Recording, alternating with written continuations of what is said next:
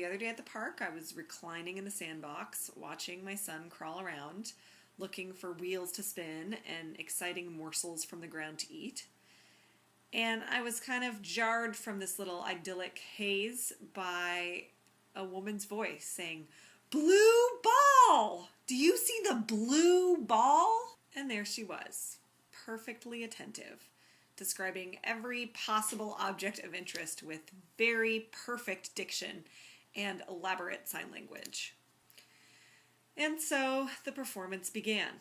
She flexed her "I'm a good mom" muscles, and I flexed mine right back. There was more enthusiastic signing. "Peacock! Do you see the peacock?" I don't know the signs, so. And I tried to sink even more deeply into the sand and try and look less interested that Jonah was now 30 feet away from me and chewing on a stick.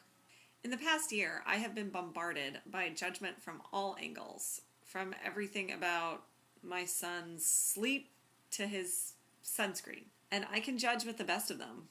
I was sitting there in the park that day silently berating a woman for being over-attentive to her son. And maybe she was judging me for my apparent lack of concern about mine. When I dig down beneath my quick, snarky reaction, I think the thing about enthusiastic sign language mom that really got me going was that I sensed that she was trying to cram herself into the mold of what a perfect parent looks like. To her credit, I have no idea if she was actually doing that.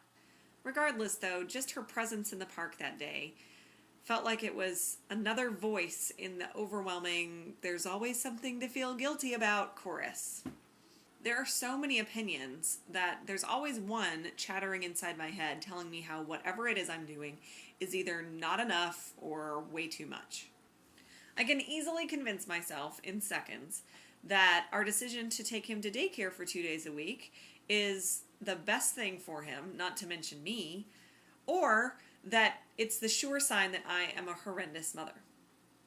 And the real killer is when I'm not doing work or something incredibly productive when he's at daycare, and then I start to feel like the woman who's having to help raise her children while she's off shopping and popping bonbons.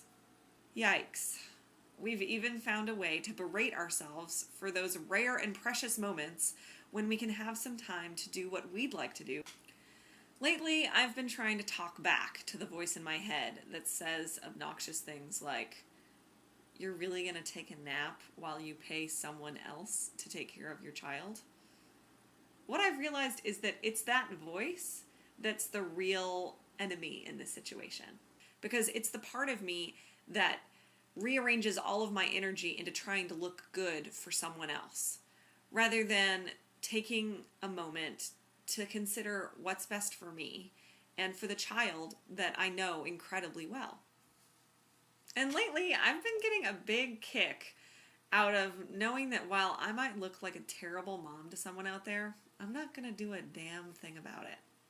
I might smile at them, and I usually end up batting around at that voice in my head that's trying to make me feel guilty. But usually, I just try and go back to my magazine or back to zoning out, because God knows I'm going to be interrupted in a couple of minutes when Jonah finds a cigarette butt that he wants to eat or something.